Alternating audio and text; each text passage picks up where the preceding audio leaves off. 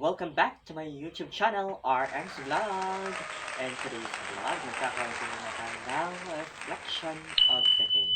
Ayan guys, so sa ating reflection na ito ay tatanawin natin na siguro pang pagbalik tanaw sa ating mahal na Panginoon. And guys, so ako po ay hinihikayat ko po kayo na makinig at damhin ang salita ng Diyos at isabuhay ang salita ng Diyos. Ayan guys. So, bago ko nga pala umpisahan, ako po pala ang dating tagapagbahagi ng buhay ni Kristo. Isa po akong catechist kung tawagin sa Katoliko at dito kung tawagin sa Katoliko, isa po akong catechist. Marami na akong kabataan na nabahaginan ng salita ng Diyos at marami ng mga kabataan ang nabuhay sa salita ng Diyos. Napakasayang alalahanin o maalala sa aking kapanahunan na nakapagbigay ng konting kaalaman patungkol sa ating mahal na Panginoon. And guys, ngayon nais kong ibahagi sa inyo sa pamamagitan ng online, sa pamamagitan ng YouTube channel, sa pamamagitan ng Facebook page, yan, sa RM's Vlog, at naway ito'y magsilbi sa inyo o daan sa inyo upang kilalanin ang ating Panginoon. Kahit saan man tayo, kahit busy tayo, may panahon pa rin tayo upang makinig sa kanyang mga salita. May panahon pa rin tayo upang magbigay o maglaan ng oras sa kanya. Kaya ito ang aking paraan para ang ating mga kaparian, ating mga mother, ating mga diakono, ating mga obispo, ang ating mga santo papa ay may katuwang sa pagbahagi ng salita ng Diyos. Alam naman natin na lahat tayo ay may karapatan na ibahagi ang salita ng Diyos sa lahat. Hindi natin pwedeng itago, hindi natin pwedeng ikimkim, hindi natin pwedeng tayo lang ang may nakakaalam patungkol sa Kanya. Kundi tayong individual, tayo mismo ang pwedeng malaman ang buhay ni Kristo. Kaya mga kapatid, ako po'y hinihikayat ko po kayo na makinig po at isabuhay ang kwento ng ating Panginoon. Sisimulan natin yan sa sulat ni Samuel mula 1 versikulo 1 hanggang 8 na ang sabi, sa Matayim Sufim, isang mabol na lugar sa Ephraim, ay may nakatirang lalaki na Elkana ang pangalan. Siya'y anak ni Jeroham at apo ni Eleo na anak ni Tohu at apo Zoph na Efrateo. Dalawa ang asawa ni Elkana, sina Ana at Penena. May mga anak si Penena, ngunit si Ana ay wala. Taon-taon pumupunta si Elkana sa Selo upang sumamba sa Panginoon sa lugar ng mga saserdote. Tuwing maghahandog si Elkana, binibigyan niya ng tig-iisang bahagi si Penena at ang mga anak nito. Ngunit kay Ana, bagamat mahal niya, ay isang bahagi lamang ng handog ang binibigay niya, sapagkat wala itong anak. Dahil dito, lagi siyang tinutuya ng karibal niyang si Penena. Ito'y ginagawa ni Penena taon-taon tuwing pumupunta sila sa bahay ng Panginoon. Labis naman itong dinaramdam ni Ana, pat umiiyak siya at hindi nakakakain. Kaya't nilalapitan siya ni Elkana at tinatanong, Ana, bakit umiiyak ka na naman? Ayaw mong kumain? Bakit ka ba ganyan? Mahalaga pa ba sa iyo ang 10 anak kaysa akin? Mga kapatid, ang salita ng Diyos. Alam naman natin na sa buhay ng tao ay marami tayong pinagdadaanan. Ayon nga sa kwento o sa sulat ni Samuel na si Elkanah ay may 2 asawa, si Ana at si Penena. Si Penena ay may mga anak at si Ana ay wala. Sa sulat mismo na ipapakita na ang tao ay mayroon ng kasalanan, na ang tao ay makasalanan, na ang kasalanan excuse me, na ang kasalanan ay hindi nabubura sa bawat isa sa atin. Lagi ninyong tandaan yan, na ang kasalanan ay kaakibat na ng tao sa mundo ito. Nasa sa atin lang yon kung papaano natin yon maihahandle o madadala ang ating sarili sa kasalanan. Kung papaano natin mapigil ang ating sarili na hindi gumawa ng kasalanan. Bagamat ang mga tao ay makulit, pasaway, kaakibat na ng tao yan. Marami na tayong nakikitang mga ganyang mga tao. Lahat tayo. Hindi maikakaayayan. Professional ka man o hindi. Lahat tayo makasalanan. Walang taong perpekto sa mundo. Walang taong perpekto sa mundo. Lahat tayo ay pantay-pantay. Mayaman ka man o mahirap. Matanda ka man o bata. Lahat tayo ay makasalanan. Yan ay lagi ninyong tatandaan. Bagamat sa sinabi ni Samuel na nandoon na rin ang pangungutya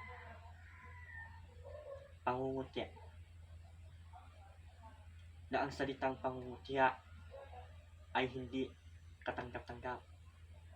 Ang salitang pangungutya ay parang feeling mo na inaapakan ay mahirap tanggapin ng isang tao, lalo na kapag ang tao ay malalim ang kanyang prinsipyo. Kung makikita ninyo mga kapatid sa mga kabataan, kapag sila ay naglalaro at kapag ang bata ay nag-iisa, o halimbawa tulad na lamang sa isang pamilya, ang mga kabataan na kanyang kalaro ay kilalang kilala siya. Alam ng mga kabataan ang kanyang buhay sa kanyang pamilya. Na halimbawa, siya ay ampon lamang. At alam yun na kanyang mga kalaro o mga kabataan sa kanyang paligid. At kapag ang mga kabataan yun at kapag ang mga kabataan iyon ay nakita ang inampong iyon, sasabihin o isisigaw, ampon, ampon, ampon. Isa ng pangungutya yun. At kapag yung batang iyon makarinig ng ganung klaseng pangungutya, tiyak magkakaroon ng sakit sa dibdib. Makadama ng sakit sa dibdib. Ganoon rin ang nangyayari kay Ana na kinukutya ni Penena. Bagamat si Ana ay kinikimkim, hindi niya ipinapakita na mahina kay Penena. Hindi niya ito ipinapakita kay Penena na mahina siya. Sapagkat si Elkanah, nakikita ni Elkanah kung ano ang tunay na nadama ni kung ano ang tunay na drama ni Ana. Ganoon kaimportante si Ana sa buhay ni Elkanah. Bagamat si Elkanah ay mayroon ding mali.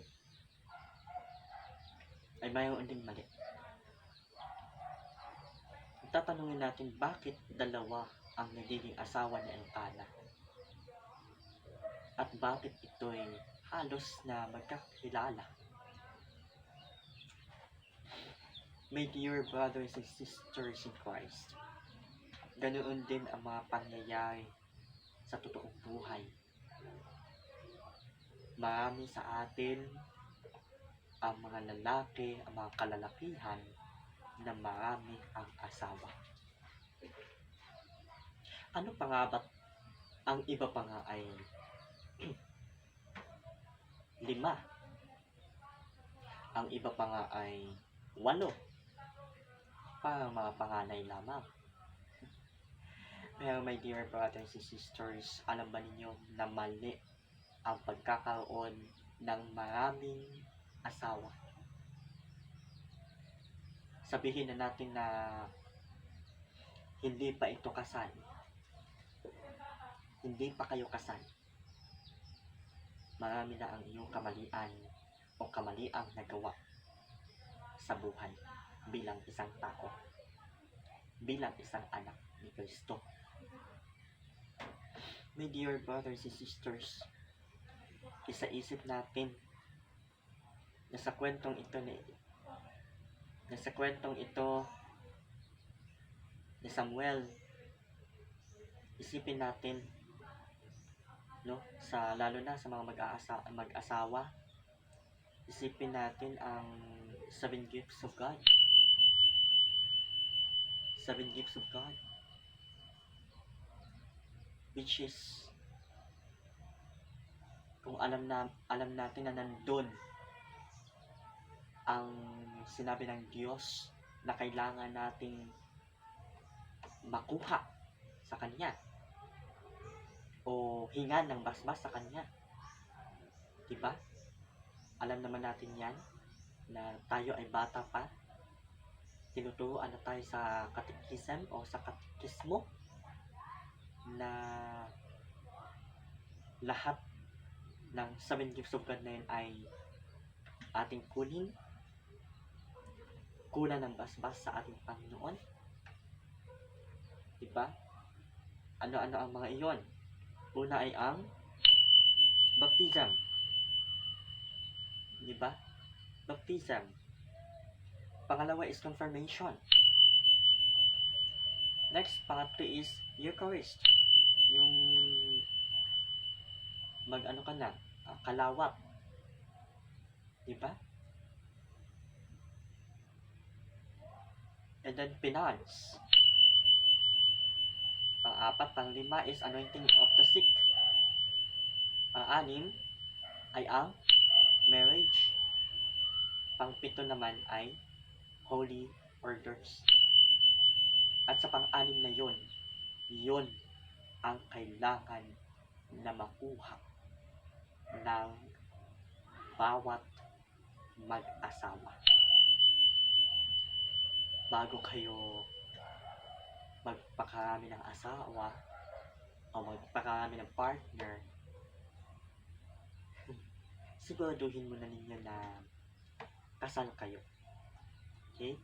Siguraduhin ninyo na kasal kayo. Huwag po kayong, pero hindi ko sinasabing magpakasal kayo sa unang asawa at mag-asawa ulit at magpakasal ulit. Hindi ko sinasabi. Ang akin po ay magpakasal po kayo sa tamang lalaki at sa tamang babae. Iisa lang ang ating gagawing asawa. Kung mag-nobyo-nobya, okay lang yon. Pero kung papasok na tayo sa pag-aasawa, ay hindi na pwede na marami ang ating gagawing asawa. Lagi ninyong tandaan yan, my dear brothers and sisters in Christ.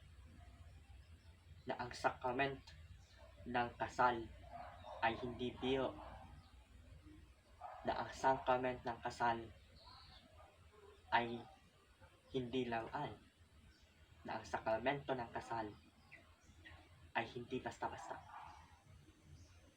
Kailangan itong panindigan, pahalagahan, at kailangan natin itong pangakuan sa ating mahal na Panginoon. Okay? My dear brothers and sisters in Christ, i-reflect natin for today's gospel ang marriage sa lahat. Alam naman natin na maraming tao pa ang hindi pa nakakasal sa simbahan. Maraming mga mag-asawa ang hindi pa nakakasal pero marami ng mga anak. Maraming mga mag-asawa na tumatanda na hindi pa nagpapakasal. Ano ba ang inyong problema? Bakit hindi pa kayo nagpapakasal sa simbahan? Ang iba iniisip, wala kasi kaming panghanda. Nahihiya kami sa magiging maninoy at naninay namin, ninong o nina. Gusto kasi namin marami kaming mga bisita. Gusto ko bongga ang suot namin.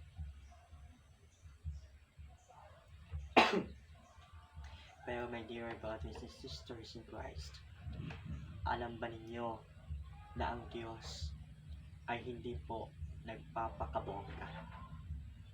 Alam po ninyo na ang Diyos ay hindi po nagsusuot ng maganda. Alam nyo na ang Diyos ay hindi po nagtatawag ng mga bisita para pakagastuhan. Bagaman, alam naman natin na ang Diyos ay wini-welcome ang lahat sa kanyang buhay. Alam nyo na ang Diyos ang mahalaga lang sa Diyos, ang mahalaga sa Diyos ay mahal niya ang kanyang mga anak. Mahal niya tayo.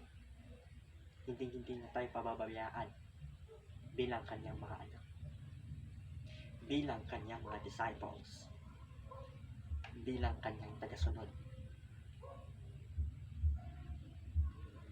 Alam niyo, my dear brothers and sisters, lagi ninyong tatandaan na ang Diyos ay laging nandiyan, na ang Diyos ay inaalala ang bawat isa sa atin.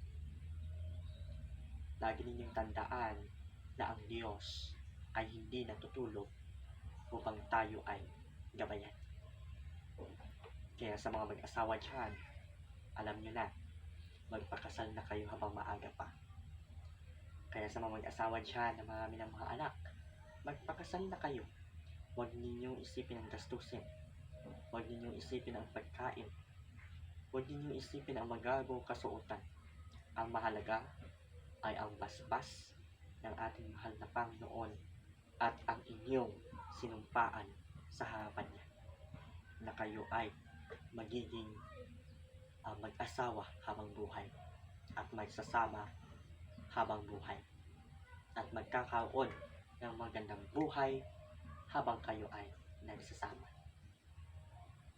My dear brothers and sisters in Christ, marriage ay napakahalaga. Kasal. Kaya sa vlog na ito, kapag nagustuhan nyo ang aking video, don't forget to click the notification bell button and don't forget to like and share my videos. Thank you so much.